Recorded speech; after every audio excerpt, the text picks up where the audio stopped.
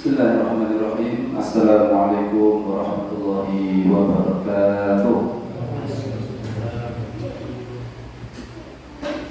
Innal hamdalillah nahmaduhu wa nasta'inuhu wa nastaghfiruh wa na'udzu billahi min shururi anfusina wa sayyiati a'malina. May yahdihillahu fala mudilla lahu wa may yudlil fala hadiya lahu.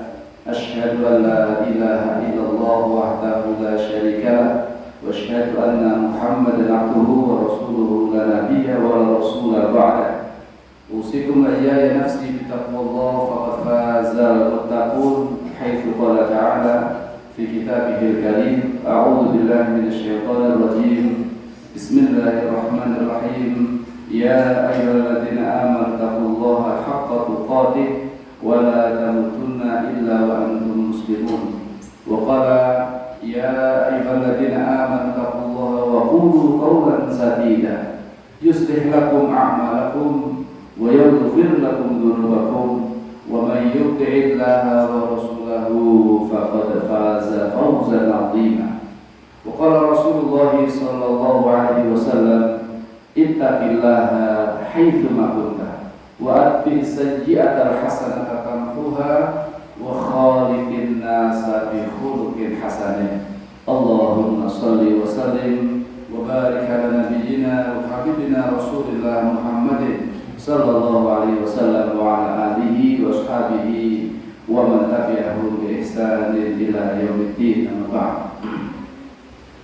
Ma'asyiral muslimin, Bapak-bapak, Ibu-ibu, para jemaah pemaksaan yang mugi tansah dimuliakan Allah Subhanahu wa taala.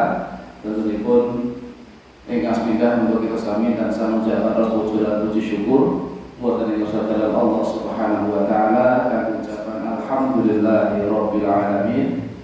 Pilih kesempatan dalu menika kita sami saged nglaksanakaken saputaripun ibadah ingkang utami inggih menika nindakaken salat maghrib alhamdulillah kanthi berjamaah lan dipun lajengaken inggih menika nderek kajian majelis ilmu, majelis ta'lim, majelis zikir, majelis ingkang insyaallah mugi saged ningkataken iman kula lan sami dumateng Allah Subhanahu wa taala lan insyaallah majelis ingkang mulia menika badhe dipun hadiri ugi dening tiyang-tiyang ingkang dipun mulyakaken dening Allah Subhanahu wa taala. Amin ya rabbal alamin.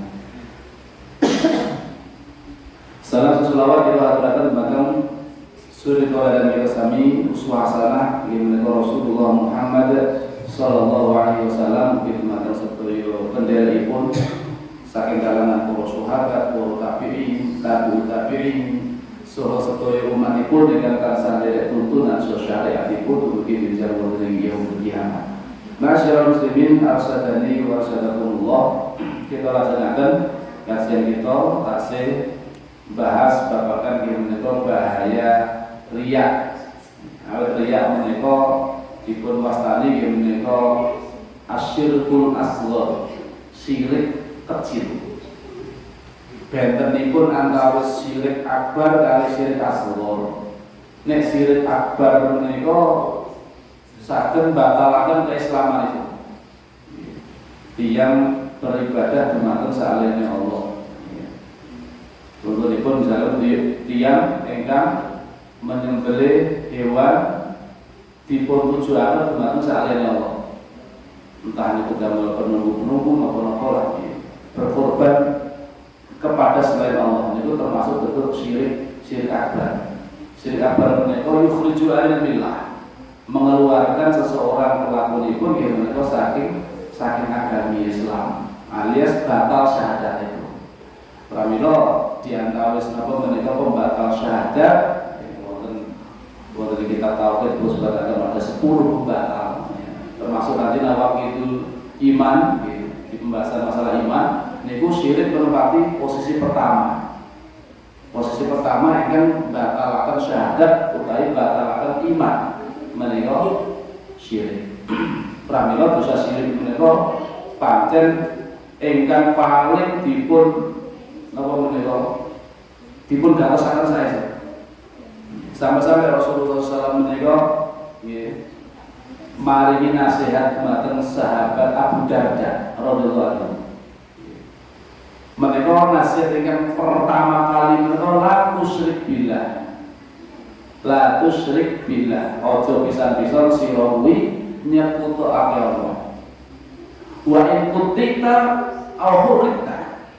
Meskipun engkau itu mesti harus dipotong-potong atau harus dibakar sekalipun, jangan menyekutukan Allah. Ampun menyekutukan Allah.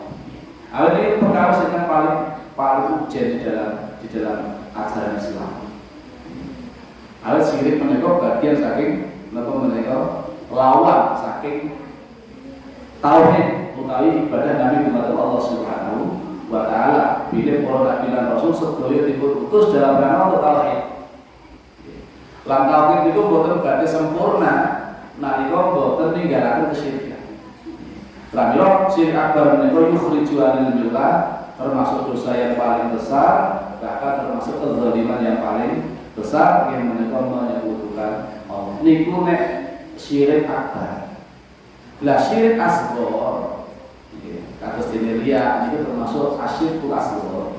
Menika boten ngantos medalaken tiyang kala saking Islam, tasih Islam ning batalaken pahala amal ingkang dipun sertai dengan riya. Terus amal napa kemawon nek di situ di dalamnya ada riya niku saged batal. Ning batal apa nek pahalane. Nah ibadahnya kok pilih sah. Sholat tata cara selama rukun syaratnya terpenuhi sah secara rukun-rukun itu. Tapi nek masalah pahala ini pun mereka saged kemawon tidak berpahala. Anda sebatal pahala ini pun goro-goro yang menika wonten pun penyakit riya. Pramila riya menika sesuatu yang sangat berbahaya. Sehingga Rasulullah Muhammad SAW menika lebih mengkhawatirkan niki menjangkiti para sahabat. Rasul tidak khawatir para sahabat nanti akan menyembah berhala lagi. Insya Allah pun boten. Saya pun yakin, Rasulullah pun yakin kualitas para sahabat orang mungkin sahabat itu bakal nyembah berhala meneh sama mungkin. Akhirnya Rasul memahami mengartosi kedalaman iman para sahabat. Ning Rasul tasih khawatir para sahabat terjangkiti penyakit ini. Kira-kira penyakit riya. Asir pun asal. Kadang-kadang saking bahayanya pun menentukan riya itu kadang-kadang lembut sehingga tidak terasa. Boten terasa ternyata dirinya sudah terjangkiti penyakit riya, kadang-kadang boten merasa. Boten terasa nek janjane iki yo pakai terjangkiti penyakit riya. Riya, sum'ah dan sebagainya. Saking lembutnya sampai dipun gambarkan, dipun ibarataken yang menika kados dene semut ireng ingkang merayap di batu hitam, di atas batu hitam di kegelapan malam. Panas boten terasa, tidak kelihatan. Bagaimana kemudian menyadari adanya semut yang merayap di kegelapan malam, semut ireng sisa gitu di batu, di atas batu hitam di kegelapan malam. Hampir-hampir tidak terasa. Nek jam betul-betul dipun karo-karo saya itu kadang-kadang boten kraus. Lah, saking bahayane pun menika, lah tentunipun kita sami menika berusaha untuk menghindari penyakit menika riya menika. Mungkin amalipun menika riya kabeh naudzubillah. Berarti kan selama kita beramal dengan riya itu boten itu pahala. Kan eman-eman, terus kadung infak, kadung sedekah, kadung sholat rutin, puasa, zakat, haji, umroh dan segala macamnya, tilawatul Quran. Nah ternyata zom nilainya tidak mendapatkan pahala dikarenakan adanya riya. Ini kan sangat berbahaya. Bagaimana? Nah pramila kita dipermangertosi obat dan terapi saking riya kalau supaya kita saat ini berusaha menghindari, berusaha untuk memberikan terapi supaya sebetulnya terjangkiti penyakit riya. Riya, enggak kita dipahami, bisa menghapus amal kebaikan dan menyebabkan murka Zat yang maha besar lagi maha tinggi. Kata sini bonus tunggalipun hadis, 3 golongan yang justru diseret pertama kali dilemparkan ke dalam neraka. Padahal mereka adalah pelaku-pelaku amal yang besar dalam Islam. Setunggalipun mereka yang berjihad di jalan Allah, mati syahid. Yang kedua, orang yang senantiasa mendermakan hartanya di jalan Allah Subhanahu wa Ta'ala. Yang ketiga adalah orang yang suka membaca Al-Quran, ahli membaca Al-Quran dan mengajarkannya. Tapi ternyata niatan yang tersembunyi dari dalam hatinya, dia berjihad supaya dikatakan berani, supaya dikatakan sebagai seorang pahlawan. Dan itu semua sudah didapatkan di dunia. Tentunya untuk panggilan si fulan, masya Allah, tendel tenan, seorang pejuang sejati, sampai gugur di medan perang. Sudah mendapatkan panggilan-panggilan itu. Nah ini itu jadi niatnya. Dan Allah itu paling tahu, Allah paling mengetahui apa yang tersembunyi di dalam hati kita. Itu yang harus kita pahami. Pramila nalika dipun ngerti apa yang kamu lakukan dengan amalmu itu. Usahalah berjihad di jalan ya Allah sehingga saya terbunuh di jalan ya Allah. Maka dikatakan kepadanya, kadzab, kamu itu telah berdusta. Bukankah engkau berjihad berperang sampai terbunuh supaya engkau dikatakan seorang yang pemberani? Dan itu sudah dikatakan kepadamu. Maka kemudian dilemparkan dengan diseret di wajahnya, kemudian dilemparkan ke dalam neraka. Nauzubillah. Sama dengan orang yang dermawan juga begitu. Ketika ditanya apa yang kamu perbuat dengan amalmu itu, ya Allah, tidaklah ada celah-celah untuk saya berinfak di dalamnya, di jalanmu ya Allah, maka saya akan infakkan harta saya di jalanmu ya Allah.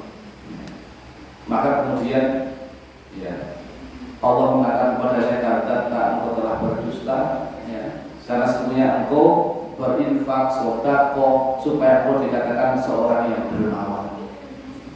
Allah perso apa yang tersembunyi dalam hati kula sami menika Allah perso. Saya boten sakit sela, maka justru dia akan dilemparkan ke neraka. Jangan tahu kita ini. Ini bahayanya riya. Sakit datosna apa? Marah Allah yang maha besar dan maha tinggi. Awet apa? Harusnya ibadah itu murni khalisan lillah, murni ikhlas namin fakta ridhanipun Allah, dia malah mencari keridhaan orang lain atau keridhaan manusia. Pramila nek yang ingkang napa menika ikhlas itu enggak ada pedulinya dengan manusia. Orang mau bicara apa enggak ada masalah dengan orang. Karena yang dia cari adalah menika ridhonipun Allah Subhanahu wa taala. Dia dipuji enggak dipuji ya seperti itu. Tetap sama, amalnya tetap sama seperti itu. Dia baik diberi atau nggak diberi, amalnya tetap sama seperti itu. Nggak ada urusan dengan manusia. Ini adalah orang-orang yang ikhlas. Tidak terpengaruh dengan ada yang pujian, dipuji ya juga tidak kemudian menambah amal ibadahnya. Kemudian dicela pun dia tetap juga istiqomah di atas ibadahnya. Nggak kemudian mengurangi ibadahnya. Sama seperti itu. Itulah orang-orang yang ikhlas. Karena tidak ada peduli, tidak ada urusan dengan manusia. Yang dia harapkan adalah dari Allah Subhanahu wa taala.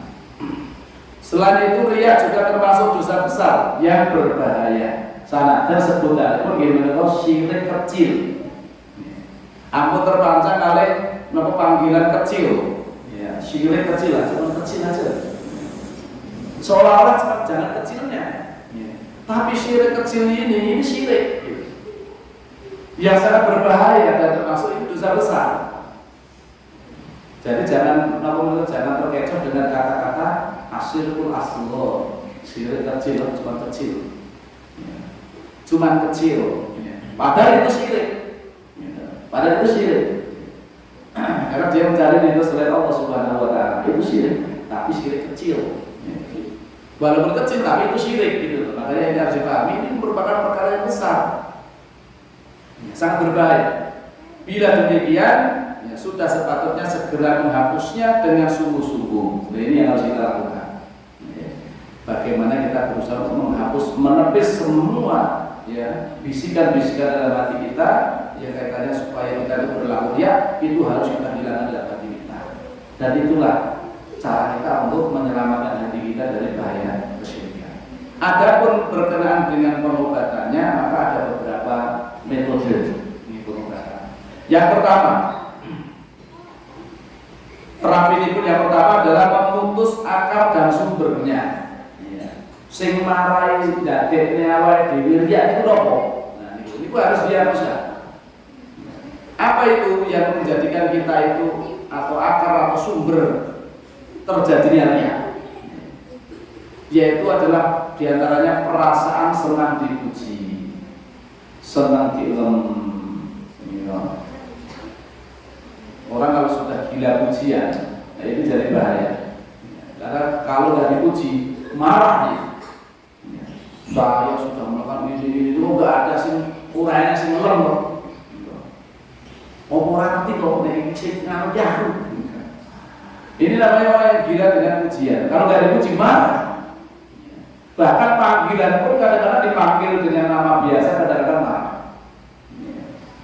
Sampun haji, orang itu Pak Haji, langsung lalu nolak. Oh, paling kesalah. Tutu aku sudah dicelui. Karena dia panggil Pak Haji. Kalau panggil Pak Haji pun senang sekali. Nah ini hati-hati, justru bahaya panggilan-panggilannya seperti itu. Ya, kalau hatinya tidak ditata, itu sakit dan terus no. Lalu kalau terjadi penyakit dia senang dipuji. Dan juga termasuk sumbernya adalah karena dia takut dari celah orang. Takut dibenci orang, takut dicela sama orang. Ini juga menjadikan sumber orang itu kemudian berusaha untuk menampakkan yang baik-baik di hadapan manusia, tapi menyembunyikan keburukan-keburukannya di hadapan manusia. Nek enek wong semangat ibadahnya ketok wah takut stroke luar biasa. Tapi kalau nggak ada orang, males. Berdiri sholat aja sambil malasan. Soalnya kadang orang mau bilang nggak sholat berat. Tapi kalau bisa orang lain kelihatannya alim sholat, rutin zikir wiridane, suwe. Tapi sendirian, pas sholat assalamualaikum warahmatullahi wabarakatuh langsung lepas. Masalah itu pikir-pikiran berat. Pas sholat sendirian misalnya di rumah. Nah ini takut terhadap celaan ini juga bagian dari sumber orang itu akhirnya melakukan riya. Kemudian termasuk akar dan sumber dari terjadinya riya adalah juga ingin memiliki apa yang dimiliki oleh orang lain. Ada iri.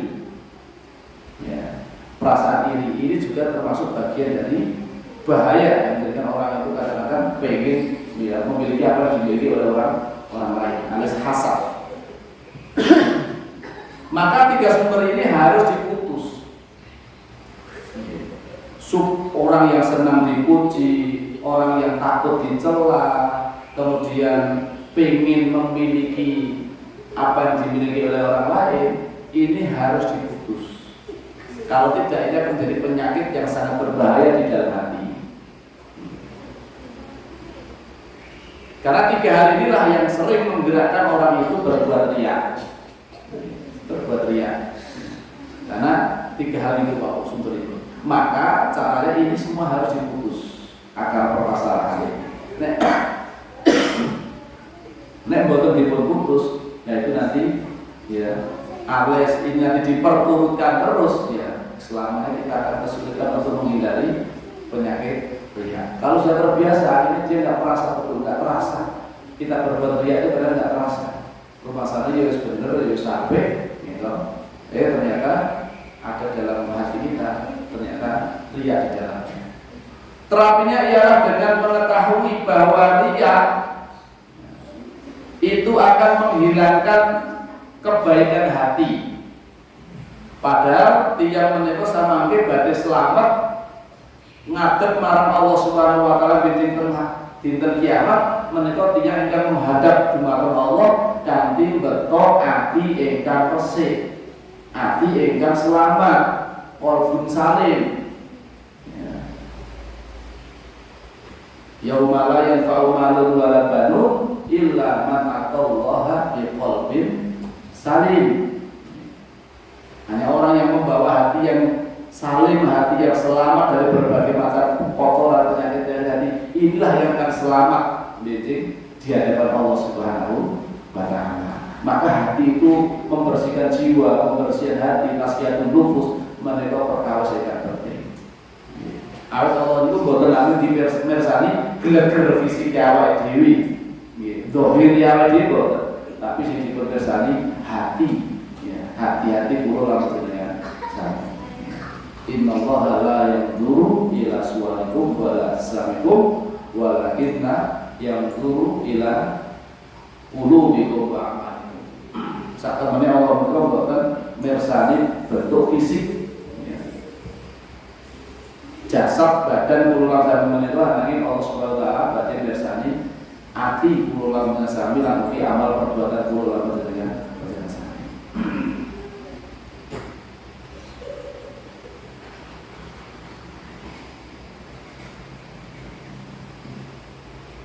Termasuk bahaya riya yang kita sadari, kita pahami bahwasanya riya itu akan menghalangi seseorang mendapatkan taufik, bimbingan saking Allah Subhanahu wa taala di dunia.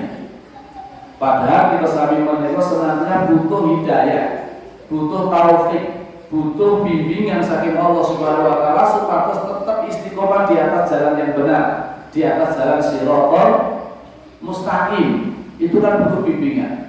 Pramila nalika kita sholat mesti kita sami ndonga ihdinas shiratal mustaqim. Ya Allah, tunjukilah kami ke jalan yang lurus. Dan kita membutuhkan hidayah utawi taufik saking Allah Subhanahu wa taala. Lah tiyang ingkang membiasakan riya, ingkang terjangkiti penyakit riya niku saged menghalangi saking taufik bimbingan saking Allah di dunia. Nek pun lepas saking taufik saking Allah, alias dipun bimbing dening Allah supaya saged istiqomah di atas kebenaran di dunia ini, ya alamat kita akan celaka. Alamat sengsara di dunia akhirat. Awet apa salah langkah terus, salah jalan terus. Tapi nek dibimbing oleh Allah Subhanahu wa taala karena hati kita berusaha untuk ikhlas anggenipun ibadah marang Allah Subhanahu wa taala, memurnikan ketatanan dumateng Allah, menika Allah bimbing. Ya, dipun tunjukkan jalan-jalan yang lurus, jalan-jalan yang benar. Hati kita dibuat condong pada keimanan, remen dumateng amal soleh. Nek bersani itu minta Allah maksiat mereka boten hati kita benci kali perbuatan yang buruk Allah. Lalu kalau bimbingan saking Allah itulah taufik dari Allah. Allah yang gerakin jenengan saat tindakan musola ini, tindak ke sholat maghrib berjamaah, sanakan kita campur kritik-kritik, lewis-lewis hujan barang, tetap jenengan tindakan termasih termusola, tindakan sholat berjamaah. Ini berikan gerak ya Allah Subhanahu wa taala. Sing gerak manah panjenengan akhiripun napa menika hatipun panjenengan tergerak ya menggerakkan anggota badan untuk mendatangi musala, tindakan nggih menika sholat berjamaah masih. Dan menika bagian saking taufik saking Allah.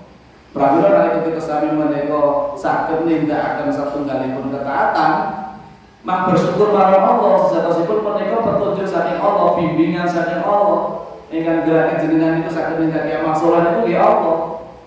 Nek Allah napa menika mboten ngersakaken jenengan dugi mriki mboten dugi mriki. Pramila ya nalika kita sami menika saged nindakaken ketaatan, mak bersyukur. Alhamdulillah. Niku bagian saking bimbingan taufik saking Allah nalika kita sami kesempatan. Demikian pula terhadap kedudukan seseorang di sisi Allah di akhirat, di samping siksa, murka dan kehinaan nyata yang akan dihadapinya besok di akhirat. Jika istimewa usaha ulang belakang, ya 30 tenaga diseret dilemparkan ke dalam neraka, goro-goro bahaya. Napa niku dosa-dosa riyan kuwi. Lah, nek sampun menyadari ngoten niku wau, nggih, menika mestinipun sami berusaha untuk menepis segala perasaan-perasaan senang dipuji, menghindari celaan, ya, atau kemudian pengen memiliki sesuatu yang dimiliki oleh orang lain. Nah, saat ini dan begitu harus kita bersihkan dari hati kita. Selanjutnya kita hanya mengharap pahala dan ridho saking Allah Subhanahu wa Ta'ala. Nek berharap kepada Allah, insya Allah harapan itu akan terpenuhi, akan diberikan oleh Allah Subhanahu wa Ta'ala. Nek berharap kepada manusia sering melesetih, siap-siap untuk kecewa. Karena yang bisa memberikan sesuatu itu bukan makhluk, tapi Allah Subhanahu wa Ta'ala. Maka kita berharapnya hanya kepada Allah. Bila seseorang hamba mau merenungi kerendahan ini, gitu, kehinaan nalika benjing akhirat, sengsara siksanya, bagaimana seseorang yang kelihatannya sudah beramal banyak, tapi ternyata kok malah dilemparkan ke neraka. Ini kan sesuatu yang sangat menyedihkan.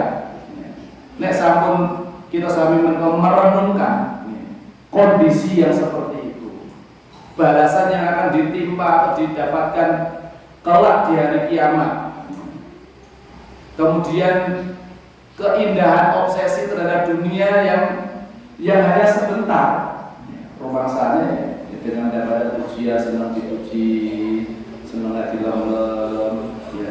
Itu dia mendapatkan kesenangan-kesenangannya di dunia. Padahal dunia ya nama sedih loh. Dunia sifatipun apa sementara. Dan saya yakin itu tidak semuanya kan memuji kita, gitu. Tidak semuanya. Buat jenengan saya mau minta sapi abe. Ini gue mesti ya enak sih ora seneng itu ya wajar. Jenenge kasih kesan dalam dunia itu gimana itu. Orang kira ini wae wong seneng kabeh lah. Yo enak sing seneng, yo enak sing boten seneng itu luar biasa. Sing paling penting itu apa yang kita lakukan benar enggak? Napa ingkang kula sami tindakaken teng alam donya ini pun jumbuh kalih dawuhipun Allah napa derek. Nah sampun sesuai kalih dawuhipun Allah sami kawatana laksanakan sudah. Enggak ada urusan dengan manusia. Perkara orang mau ridho ya alhamdulillah, enggak ridho ya sudah. Karena yang memang yang dicari bukan itu manusia. Yang digoleki atas dari Allah Subhanahu wa Ta'ala. Yang dengan kenikmatan dunia yang sedikit tadi itu menyebabkan luputnya kebahagiaan di akhirat. Mestinya kita membawa pahala yang besar di akhirat ini gara-gara riya. Pahalanya masih begitu. Padahal dunia masih dulu sementara. Ini kan kerugian yang sangat besar. Menghapus pahala amal kebaikan kita. Mudah baginya kalau dengan sudah memahami seperti itu, maka kita akan mudah untuk memutuskan dari riya, untuk menghindari riya. Mau saya boleh riya manusia, wong mungkin melem sesaat, ya, hanya sebentar saja. Kalau pada akhirnya besok di akhirat saya tidak ada apa-apa, justru malah dapat dosa. Kalau kita hindari, buat apa saya berlaku riya seperti itu? Maka lebih baik akan meninggalkan riya.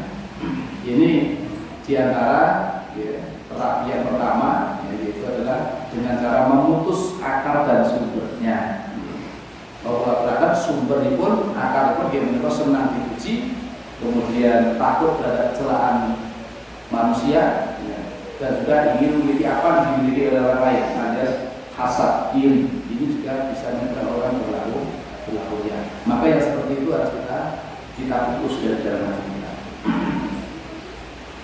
Misalnya orang yang tahu madu itu manis, walaupun itu madu yang pahit. Madu itu rata-rata manis kebanyakan. Ini gak madu itu rasanya pahit. Aku pun sangat cerita nanti rasain, nanti rasakan madu itu rasanya pahit kan. Nah jadi kan mengatasi misalnya madu itu manis. Rasanya madu rata-rata manis. Namun Nek jenengan mangertosi bilih di dalam madu itu ternyata sudah dibubuhi racun, ada racun di dalamnya. Kita jenengan tetap pengen ngombe madu yang manis kalau wau nopo badhe tipe tinggalan.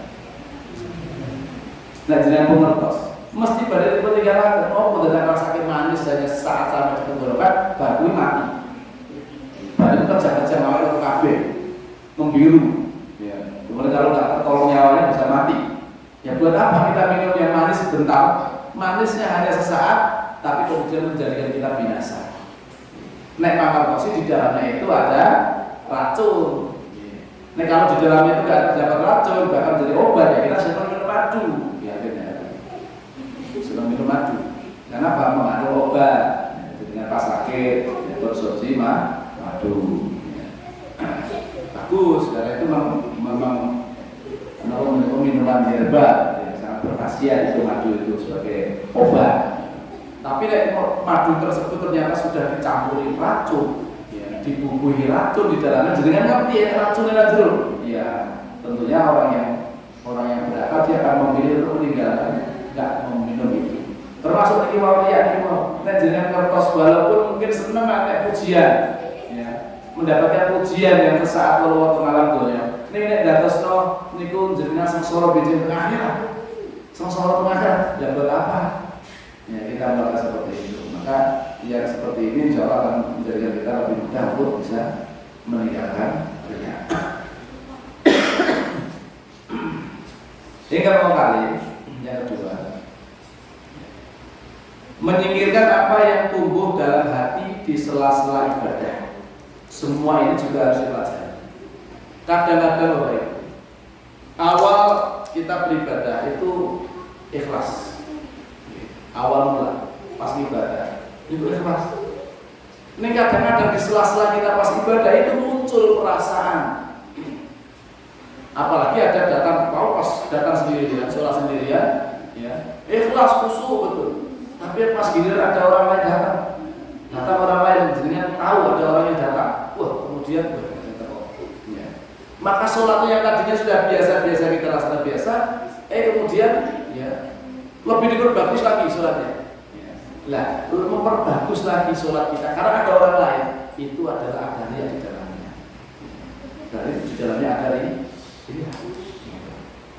Karena kalau nggak ada orang lain, ya mungkin sholatnya ya, agak cepat sedikit, mungkin begitu. Tapi giliran pas ada orang, sholatnya rodok, jauh tidak lagi, karena ada orang yang datang di belakangnya.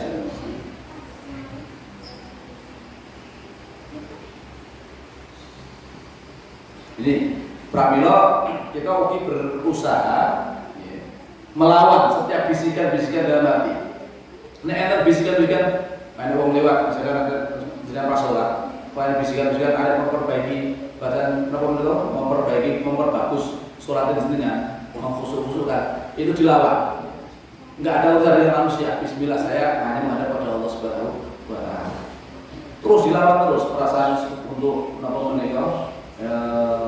memperbagus amal sholat kami nalika dilihat oleh orang lain. Ya. Enek wong rane wong pokoknya aku ibadah sini. Nah ini itu yang harus kemudian kita tumbuhkan dalam hati di sela-sela kita ibadah itu sambil menyingkirkan apa yang bisikan-bisikan yang enggak baik itu harus kita singkirkan. Termasuk dalam ketika mungkin kita membaca Al-Quran, ya, atau sedang zikir, sedang sholat, sedang ibadah yang lain-lainnya, ya sudah, ya biasa saja sholat seperti itu, ibadahnya seperti itu, ada orang lain, ada orang lainnya seperti itu. Karena ini kadang-kadang masuk ke dalam hati tanpa kita sadari, muncul riya akhirnya. Maka barang siapa melawan hawa nafsunya dengan mencabut benih-benih riya, keinginan, keremehan pujian makhluk dan cacian mereka, setan tidak akan membiarkannya ketika beribadah. Dengan nalika ibadah itu tetap akan terus dibisiki. Hatta di dalam sholat. Nah jenengan tasih saged nindakake sholat tur berjamaah, alhamdulillah. Ini kadang-kadang setan itu akan terus berusaha, nggak akan tinggal diam. piye carane ben salate ora berkualitas. Pramila nek ke salat kadang-kadang diiling-iling kali perkara-perkara dunia senasipun. Kelingan opo lah, kelingan macam-macam. Sing mau niki usura kelingan sesuatu par kelingan. Diiling-ilingi kali setan. Itu setan berusaha untuk itu. Nah, ini kadang-kadang bisikan Rasul itu was-was dalam hati, alah kuwi patune ben di celuk alim ben dikatakan orang-orang yang soleh segala macamnya. Itu bisikan-bisikan hati harus kita lawan. Itu adalah gangguan dari syaitan. Kita kembalikan fokus kita beribadah hanya kepada Allah Subhanahu wa Ta'ala. Bahkan dia akan membisikinya dengan perasaan-perasaan ria. Dia akan terus membisik-bisikkan supaya kamu ria, supaya kamu sum'ah. Supados apa? Supados amal terlalu hantar pahalanya. Ini itu targetnya. Kalau dihalangi dari beramal tidak bisa, kok dia masih tetap beramal. Terus dihalangi serasa sholat jamaah, demi ini dan sholat jamaah barang tak usah, nang rumah ya rapopo sesekali misalkan. Itu bisikan sebetulnya, bisikan dari syaitan dan sholat jamaah. Tapi dia masih mampu melawan orang apa sholat jamaah.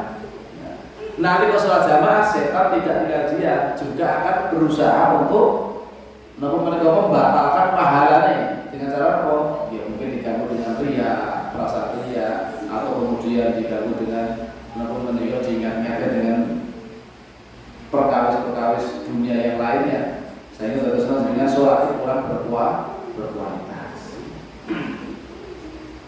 Ini memang setan pekerjaannya seperti itu, Pak. Dia akan berusaha untuk menggoda kita manusia. Bila perhatian makhluk terbesit di dalam hatinya, ia bisa mengikisnya dengan berkata kepada dirinya. Nah, ini dikikis dengan lawan dengan hatinya. Apalah artinya kamu dan makhluk, baik mereka tahu maupun tidak. Ingat, Allah selalu mengetahui keadaanmu. Siti itu Allah yang maha mengetahui apa yang kondisi kita ini. Maka dengan cara dilepis, tidak ada hubungannya antara makhluk dengan saya dalam beribadah ini. Ya. Karena ini adalah antara saya dengan Allah Subhanahu wa Ta'ala. Karena itu apa gunanya kalau diketahui selainnya? Ya. Jika terbesit perasaan senang terhadap pujian, dia ingat akan bahaya ria, murka Allah dan kerugian di akhirat yang tertanam kokoh dalam hatinya. Jadi memang itu betul-betul sudah kita tanamkan dalam hati kita. Kita ibadah itu hanya mencari itu Allah Subhanahu wa Ta'ala, bukan mencari pujian-pujian dari manusia. Kalau mencari pujian-pujian manusia, ya, sungguh merugi. Ya, karena kita sudah capek-capek Allah ibadah kepada Allah, tapi tidak bernilai ibadah, tidak mendapatkan pahala karena tidak ikhlas. Pada syarat diterima ibadah itu dua.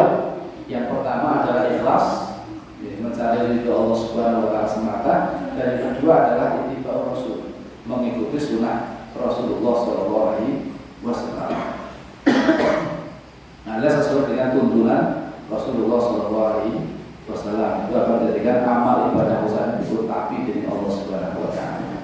Lalu salah satu syaratnya ini hilang, maka dia tidak bisa bernilai ibadah, walaupun kelihatannya beribadah, ini tidak mendapatkan pahala.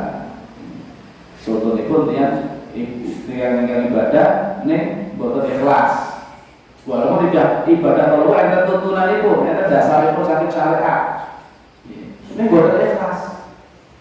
Boleh dijalin manusia. Itu berarti riak itu mau hilang pahalanya. Sambut ikhlas. Ini ternyata boten-boten tuntunannya. Tidak berdasarkan tuntunan syariat. Dan yang itu gitu tadi pun, tapi mungkin harus bahwa Rasul, maka itu tertolak. Makanya harus ikhlas dan sesuai dengan tuntunan Rasulullah Sallallahu Alaihi Wasallam, ada tuntunan syariatnya. Kalau nggak ada sesuai dengan tuntunan syariat, ya tidak akan diterima.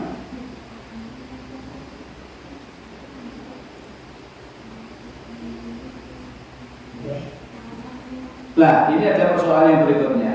Salahkah meninggalkan ketaatan karena takut ria?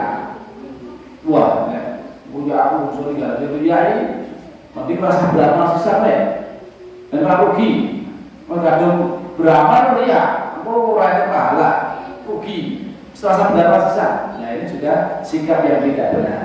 Gitu. Banyak di antara manusia yang meninggalkan amal karena ria, ini juga salah. Jelas ini merupakan kekeliruan. Tidak diperbolehkan kita itu meninggalkan amal gara-gara cuma takut ria. Memang ada bahaya ria di dalamnya itu. Tapi bagaimana kita mesti harus melawan, menghindari riaknya itu harus kita hindari. Ibadahnya tetap jalan. Jangan kemudian gara-gara wah saya nggak mau ibadah karena takut nanti riak. Ya kalau begitu nanti selamanya kita tidak akan beribadah kepada Allah Subhanahu Wa Taala. Dan itu adalah sikap menuruti setan sebetulnya. Kalau kita benar-benar ya lah, nang masjid kuwi malah riya wae, pengajian malah riya, seperti rasa ngaji wae sisa. Rasa nang masjid sisa, nah ini jadi masalah. Ya. Itulah namanya menuruti setan. Setan menang dalam hal ini, menghembuskan bisikan ke dalam hati kita, ya takut terhadap riya, akhirnya meninggalkan amal.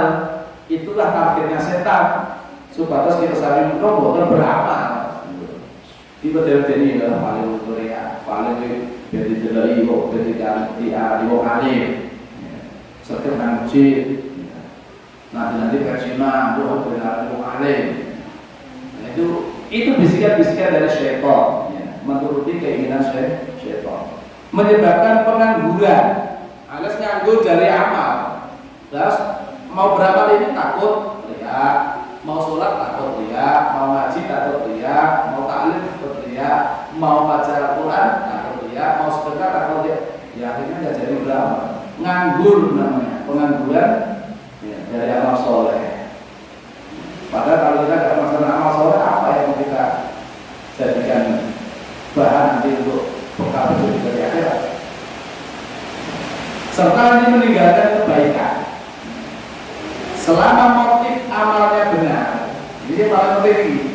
Selama dengan motif itu benar, tujuan orientasi dengan ibadah itu sudah benar, otomatis ia sesuai dengan syariat yang lurus. Sebenarnya orientasi niat itu dengan benar, beramal itu benar, punya niatan yang sudah benar. Maka jangan kemudian takut dengan bahaya syirik akhirnya dengan amal besar yang sudah salah. Oleh karena itu, amal tidak boleh ditinggalkan karena adanya bahaya riya. Malahan yang harus kita lakukan adalah seseorang hamba dituntut untuk melawan bahaya riya. Itu yang harus kita lakukan. Kita lawan terus dalam hati kita. Bukan dengan meninggalkan amal tersebut, tapi kita lawan bahaya.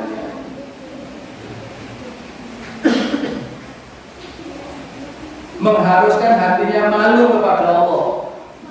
Semakin kita perbesar rasa malu kita kepada Allah, izin yang diridhoi Allah Subhanahu wa Ta'ala. Dan mengganti pujian makhluk dengan pujiannya Allah.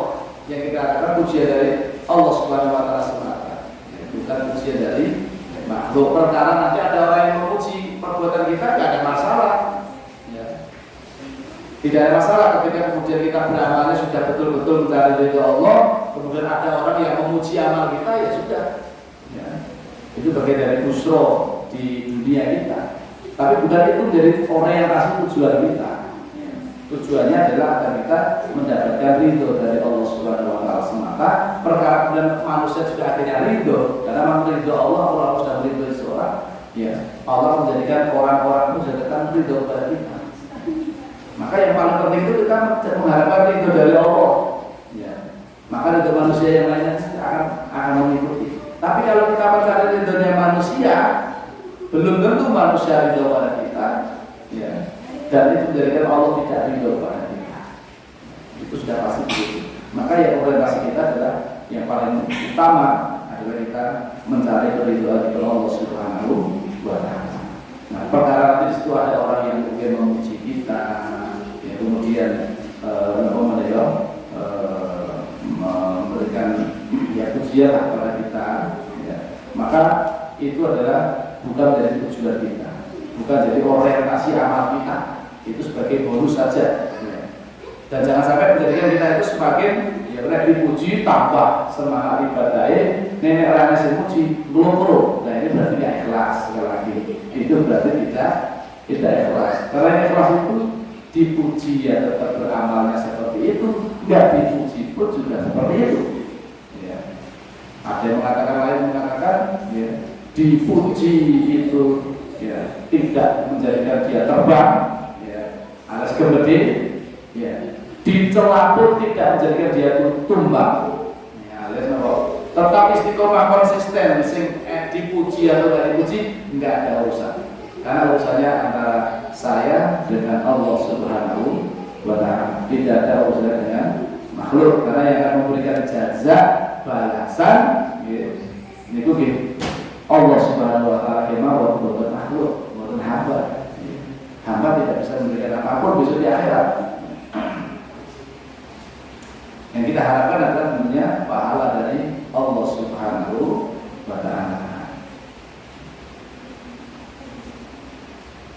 Fudail bin Iyad beliau menuturkan, amal yang dilakukan karena manusia ialah syirik. Amal yang dilakukan karena manusia itu syirik. Sedangkan meninggalkan amal karena manusia ialah riya. Loro-lorone padha lara. Bener ya. Dua-duanya sama-sama tidak baik semua ini, ya kan? Beramal karena manusia itu masuk, ya, menurut pandangan beliau dan masuk kategori syirik karena beribadah kepada selain Allah, ditujukan untuk selain Allah, syirkun niyah namanya.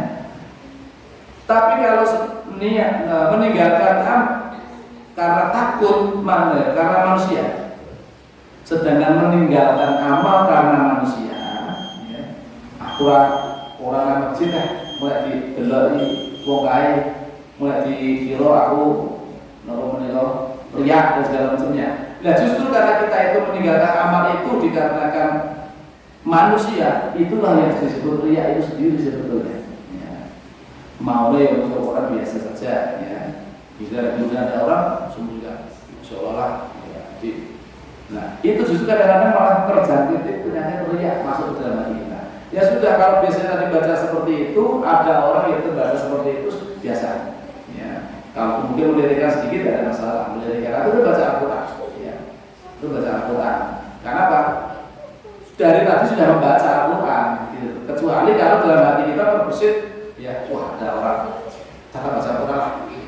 Apalagi ada orang yang diharapkan dunianya, ya, mungkin wah kayaknya Pak Haji dan Pak Kiai kita mau Quran, lebih dipek mantu misalnya seperti itu, ya kan?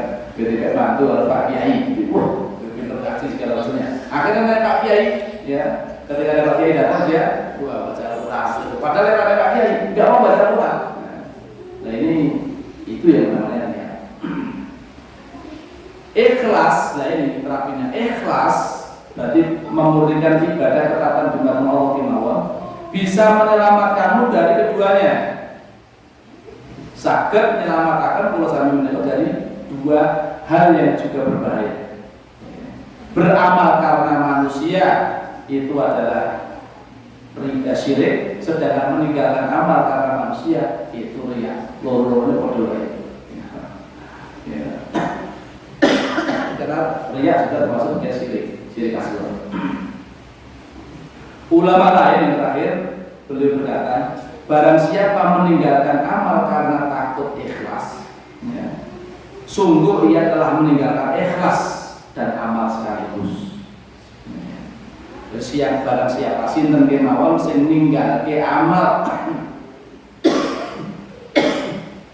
karena takut ikhlas, sungguh ia telah meninggalkan ikhlas dan amal. Maka apa yang harus kita lakukan? Ya kita terus beramal, berusaha sambil memperkuat iman ulang dan sami, menyadari bahwasanya bahaya dosa syirik itu adalah sangat berbahaya, harus kita bersihkan dalam hati kita, ya. Yang balasannya yang paling besar adalah besok di akhirat di sisi Allah Subhanahu wa Ta'ala, hanya menghadap pahala dari Allah semata. Itu yang harus kita lakukan. Bukan berarti kemudian kita meninggalkan amal gara-gara ada potensi bahaya riak di dalamnya. Wah, karena orang beramal potensinya aku sama riak, penting rasa beramal itu juga salah. Ya. Kita terus berusaha ya, supaya ada amal kita itu yang diterima oleh Allah Subhanahu wa Ta'ala. Ya. Dengan cara terus tentunya kita bermuhasabah, memperhatikan hati kita, gerak-gerik hati itu harus kita pantau. Ya. Kalau mulai ada perasaan terbesit, kita pengen ya dilihat oleh orang, pengen dipuji oleh orang, maka kita harus segera kita singkirkan. Karena itu bagian dari upaya kita untuk terus melakukan tazkiyatun nufus atau pembersihan jiwa yang itu kita lakukan terus-menerus. Bahkan dulu sudah kita sampaikan, membersihkan hati itu ya lebih urgent, lebih penting, lebih kita butuhkan daripada kebutuhan kita terhadap makan dan minum. Makan dan minum ketika kita lapar kita harus minum makan. Tapi kalau membersihkan hati itu setiap saat, setiap waktu harus terus kita perhatikan hati kita ya, supaya sedang terhindar dari berbagai macam penyakit hati. Wallahu a'lam bishawab. Wabillahi taufiq yang saya keluarkan selamat menjalani kita bahaya riak sampun kita pungkasi sampun selesai temanya pun insyaallah mungkin pertemuan selanjutnya pun kita juga bahas masalah yaitu penyakit yang kalau berbahaya yaitu penyakit sombong. Sombong itu termasuk penyakit yang sangat berbahaya. Harus seorang berarti terhalang dari surga ketika dalam hatinya masih terdapat kesombongan meskipun hanya sebesar darah. Maka ini juga sesuatu yang sangat penting untuk kita kaji dan kita pelajari. Wallahu a'lam bishawab. Mohon kita akhiri majelis kita yang dalam kita dengan doa kafaratul majelis. Subhanallahumma wa bihamdika asyhadu an la ilaha illa anta astaghfiruka wa atubu ilaik. Assalamualaikum warahmatullahi wabarakatuh.